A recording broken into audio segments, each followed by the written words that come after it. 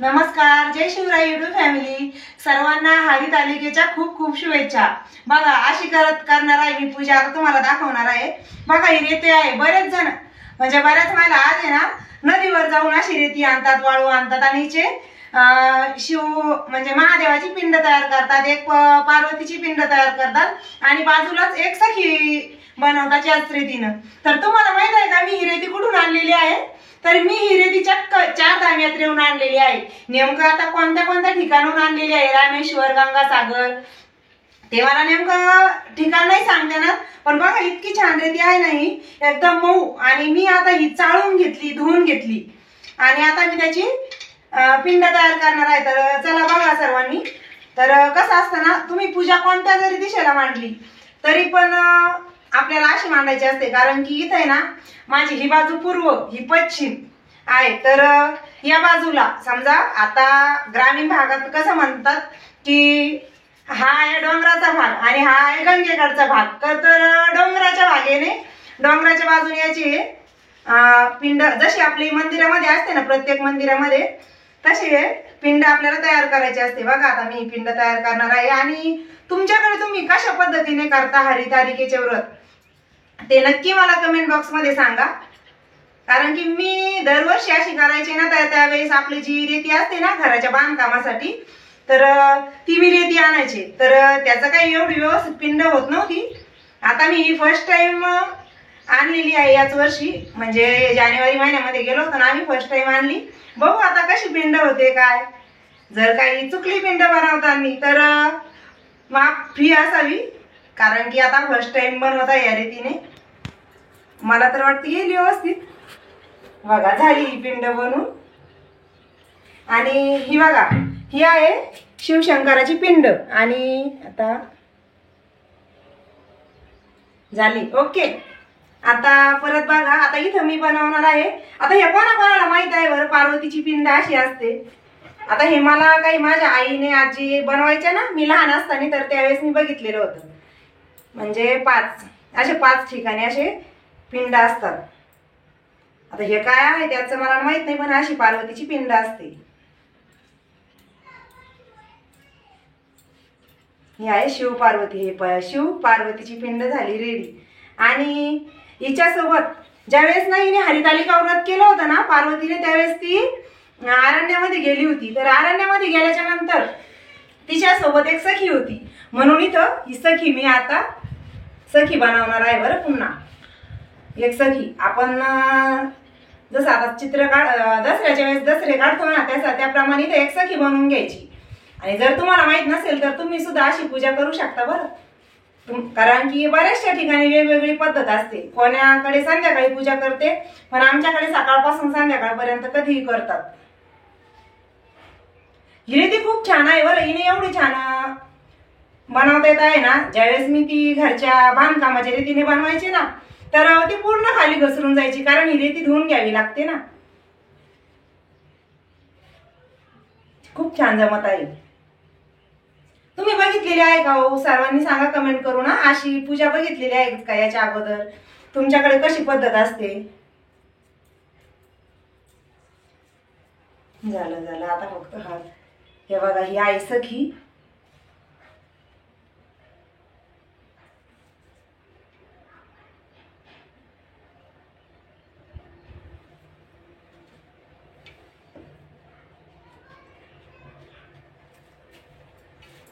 एवढी रेती उरलेली आहे. आणि कसं आहे ना, ही रेती आता आपण गंगेहून आणायची असली ना, तर आपले बांधकामाची तर ती प्रत्येक आपण ही रेती विसर्जन करून आणि पुन्हा पुढच्या वर्षी दुसरी रेती आणतो. पण आता मी काही 4 धामाला पुन्हा जाणार नाहीये, पण त्याच्यामुळे मी काय करणार आहे, आता ही पूजा झाल्याच्या नंतर ही रेती पुन्हा हे सगळं विसर्जित केल्याच्या नंतर ही रेती पाण्यातून धुवून आणि पूर्ण बरणीत भरून ठेवणार आहे. म्हणजे ही पुढच्या वर्षी मला काम आहे.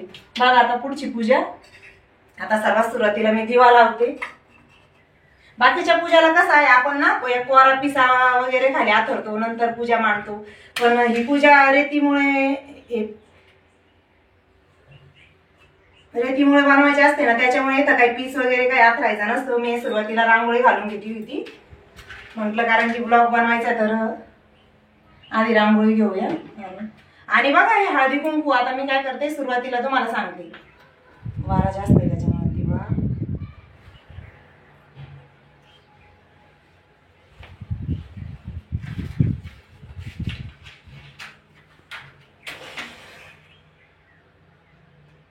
कसं आहे ना, इकडून समोरून खिडकी उघडी ना, तर वाऱ्यामुळे दिवा विझला. आता नाही विझणार, एकदा ज्योत मोठी झाली की मग नंतर नाही विझणार. तर आता कसं आहे ना, ही पिंड जर असेल ना तर मी असा भस्म लावते. आता मला यांना म्हणते लाल कुंकू चालत नाही ना, तर भस्म लावू नये. आता मला असंच टाक नाही, कारण की ही रेती आहे ना त्याच्यामुळे नाही जमणार. आणि यांना हळद सुद्धा चालते बरं का, कारण की हे आपल्या खंडेरायाचा सुद्धा अवतार आहे. तर आणि हळदी कुंकू आपण यांना, पार्वतीला आणि तिच्या सखीला हळदी कुंकू वाहू.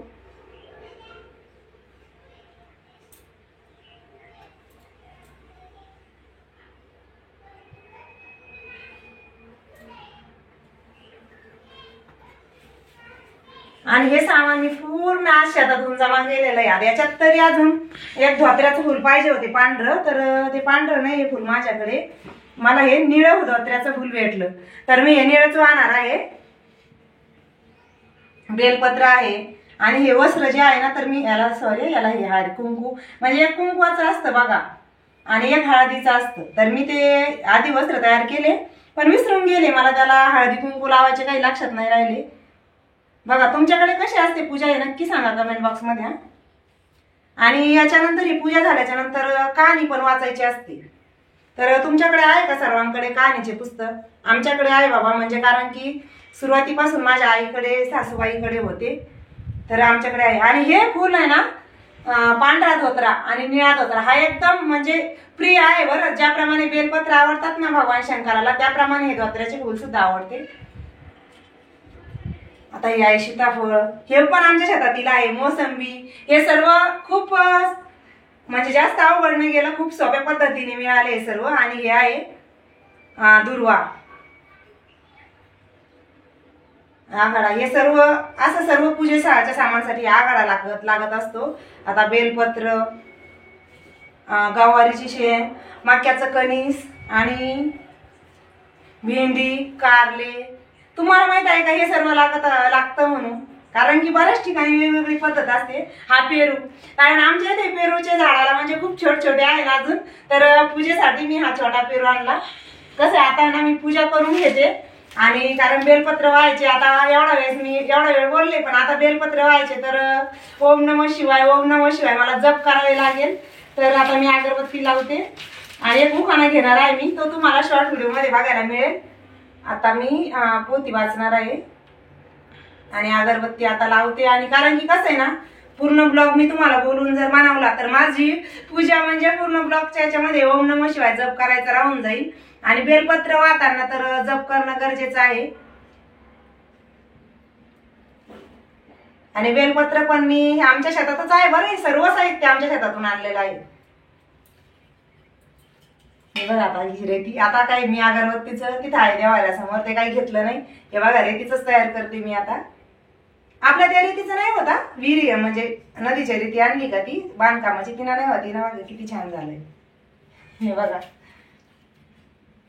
चला कसा वाटला व्हिडिओ कमेंट मध्ये नक्की सांगा. आता मी हरितालिकेची पोथी वाचते आणि बेलपत्र ओम नमः शिवाय बोलून प्रत्येक वाहते.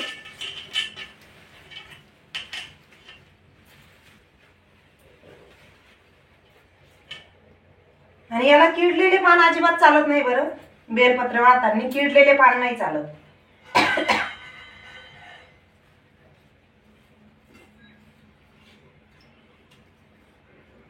ओम नमः शिवाय, ओम नमः शिवाय, ओम नमः शिवाय, ओम नमः शिवाय, ओम नमः शिवाय,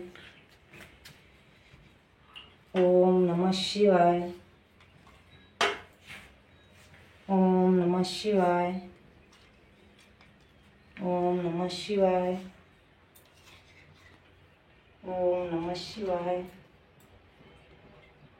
ओम नमः शिवाय, ओम नमः शिवाय, ओम नमः शिवाय, ओम नमः शिवाय.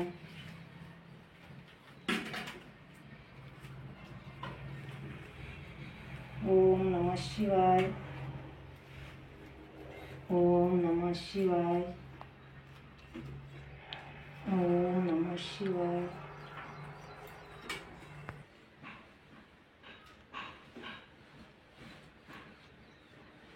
अशी करते मी हरितालिकेची पूजा आणि अशी असते माझे व्रत. तर जर माझं काही चुकलं तर कमेंट करून नक्की सांगा, म्हणजे पुढच्या वेळेस मी तसं करेन. कारण की बऱ्याच ठिकाणी वेगवेगळ्या पद्धती असतात आणि तुम्ही माझा व्हिडिओ कुठून बघताय कमेंट करून सांगा. आणि तुमच्याकडे हरितालिकेचे व्रत करण्याची पद्धती कशी आहे ते सुद्धा मला कमेंट बॉक्स मध्ये नक्की सांगा. आणि माझी ही पूजा करण्याची पद्धत तुम्हाला कशी वाटली ते सुद्धा कमेंट बॉक्स मध्ये नक्की सांगा. धन्यवाद.